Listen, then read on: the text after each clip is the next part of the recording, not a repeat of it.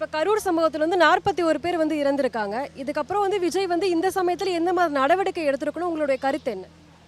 அவர் அந்த இடத்துல நின்று ஏதோ ஒரு வார்த்தை பேசியிருந்துருக்கலாம். அவருக்கு மனசு கஷ்டமாயிருச்சுன்னா அவருக்கு வெளியில் போயிருந்திருக்காங்க. அவரோட ஃபேஸை பார்த்தாலே அப்படி தான் தெரிஞ்சுது. ஆனால் அவருக்கு என்னன்றது இன்னமுமே அவர் என்ன எதுங்கிறத ஒரு அறிக்கை எதுவுமே சொல்லவில்லை அப்படிங்கிறத தான் நியூஸில் இன்னும் அதான் சொல்லிட்டு இருக்கிறாங்க.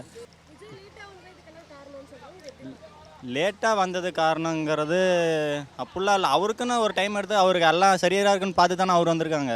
அது லேட்டாக வந்ததுன்னெலாம் காரணம் இல்லை. அவர் எல்லாம்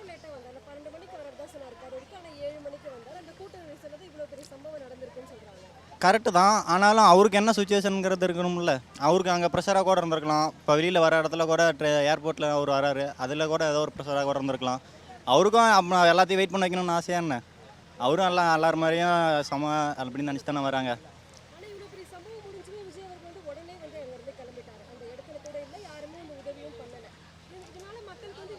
உதவி பண்ணாமலாம் இல்லை, உதவி பண்ணியிருக்கிறாங்க. நீங்கள் 2-3 சேனலில் தான் உதவி பண்ணலான்ற மாதிரி போட்டிருக்காங்க. ஆனால் நான் யூடியூப் சேனலில் பார்த்தேன். நான் போகலான்னா நான் ராசிபுரம் தான், அங்கே தான். ஆனால் பார்த்தேன், நேரில் பார்க்கல. பட் ஆனால் பார்த்தேன், யூடியூப் சேனலில் பார்த்தேன். எல்லாம் உதவி செஞ்சாங்க.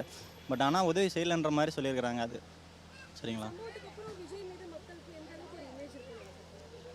2 விதமாகவும் நிறையா பேருக்கு இமேஜ் இருக்குங்க. ஏன்னா அந்த இடத்துல நின்று ஒரு வாரத்தை பேசலை. கண்டிப்பாக பேசியிருந்துருக்கணும். அந்த இடத்துட்ட பேசலைங்கிறதுனால அந்த ஒரு கைண்ட் ஆஃப் பீப்புள் அந்த மாதிரி ஒரு தாட்டில் இருப்பாங்க. சரி, அவர் வேணும்னே தான் தெரியாமல் வேணும்னு பண்ணாரா, இல்லை அந்த சுச்சுவேஷன் அவர் ஹேண்டில் பண்ண முடியல. இப்போ எக்ஸ்பீரியன்ஸ் இல்லைல்ல அவருக்கும், புதுசாக வந்தவர் தானே. கண்டிப்பாக வருங்க. ஏன்னா அவரை மனசை புரிஞ்சுக்கிட்டவங்க நிறைய பேர் இருக்கிறாங்கல்ல.